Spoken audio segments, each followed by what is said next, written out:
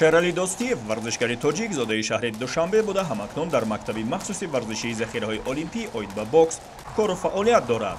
ин варзишгари тоҷикро аввалин бор ба толори бокс ва тамринҳои бокс бародараш ҷалб карда меҳри ин риштаро дар қалби ӯ низ ҷо намудааст.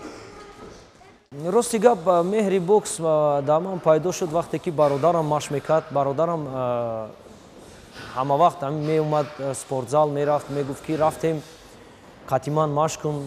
Аввал рости гап ҳавасе надоштам. Баъд дар синни соли 13-солагӣ чӣ хеле ки гуфтам акам ба ки биё хайр равем як бор кани санҷем, мумкин ки маъқул шавад, мумкин не. Баъд аз он пас майда машқҳо сар кардам. Аз синни соли 13-солагӣ, ин соли 98 буд. пас аз 5 соли машқу тамринҳо Шералии Наврас ба ҷавони бо маҳорат табдил шуда узви ҳайати мунтахаби Тоҷикистон оид ба бокс гардид. соли баъд дар бозиҳои Осиёи марказӣ ғолиб гардиду соли 2004 дар рақобатҳои интихобии бозиҳои олимпӣ ки дар Гуанчжоу баргузор гардид соҳиби роҳхат шуда ба бозиҳои олимпии 2004 равона гардид ки дар он ҷо муштзани филиппинӣ бо бартарияти имтиёзҳо ӯро аз талош барои ҷоиза маҳрум кард. як сол баъд Достиев қаҳрамони Тоҷикистон ва дар чемпионати ҷаҳон ба медали биринҷӣ даст ёфт. аз ҳамон насли муштзанон тӯли 8 сол ҳамчунин Абдусалом Ҳасанов ва Анвар Юнусов ҳам ба медалҳои биринҷӣ даст ёфтанд ки дар 30 соли истиқлолият ҳамин се нафар ҷоизадори қаҳрамони ҷаҳон шуданд. вале ба ақидаи Шералӣ дастовардҳои насли нави муштзанон низ кам нестанд. намегум ки ози натиҷа сустар шудааст, намегум ки ин ози натиҷаҳо аз натиҷаҳои пештара давре ки мо баромад мекардему, давре ки мо чемпионатҳои ҷаҳонда ҷоизадор мешудем меомадем.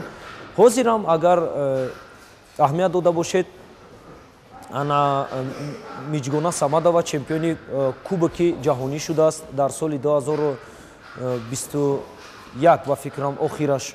ана Баҳодур Усмонов чемпиони бозиҳои Осиё шуда буд ва призёри бозиҳои Осиё шуда буд, иштирокчии бозиҳои олимпӣ, иштирокчии чемпионати ҷаҳон. барои чӣ натиҷаҳои ҷаҳонӣ камтар аст? ҳар як мураббӣ бо шогирдаш бояд кор кунад, бояд ҳаракат кунад, тайёр. даври мо ман намедонам ҳозир чӣ хел не ки даври мода мураббиён беҳад қатъи шогирдошон нақс кор мекарданд, мақсад ҳаракат мекарданд, маҷбур мекарданд. ана ҳозирам нағз натиҷаҳо лекин хай ҳакун ҷавонои мо аз пеш оли натиҷа мешавад. Шерали Достиев ҳамчунин дар даври дуюми марҳилаи интихобии бозиҳои олимпӣ дар остонаи Қазоқистон ҳамаи ҳарифонашро пушти сар гузошта ба бозиҳои олимпии Пекин роҳ ёфт. аммо он ҷо низ варзишгари маъруфи кишвари Куба пеши роҳашро гирифт. Шералӣ дар хусуси иштироки варзишгарон дар бозиҳои олимпии тобистона чунин ибрози назар кард. бозиҳои олимпӣ чӣ хеле ки шумо медонед ки ин аз ҳама баландтарин бозиҳо мусобиқаи ҷаҳонӣ аст ва то ҳатто чемпионатҳои ҷаҳону бозиҳои Осиё, чемпионатҳои Осиё бо вай баробар шудан наметавонад. барое ки барои иштирок кардан дар бозиҳои олимпӣ бояд ту роҳхат гирӣ. барои роҳхат гирифтан ту бояд мусобиқаҳои байналмилалӣ баромад кунӣ, бурд кунӣ ва ҷоизадор шавӣ ва он вақт шумода роҳхат дода мешавад барои иштирок кардани бозиҳои олимпӣ. дар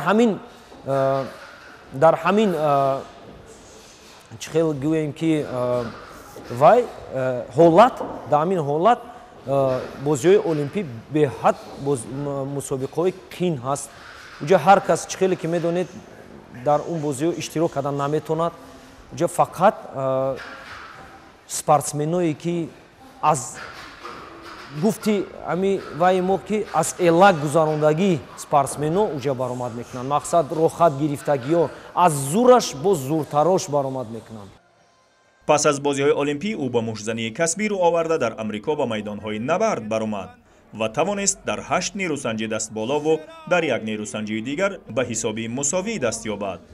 پس از بازگشت به وطن دوباره به فعالیت مربیگری پرداخته همچنان آرزو دارد مشتزنان تاجیک بتوانند در بازی‌های المپی پرچم ما را بلند و سرود ملی‌مان را بر فراز میدان‌ها به صدا در آورند.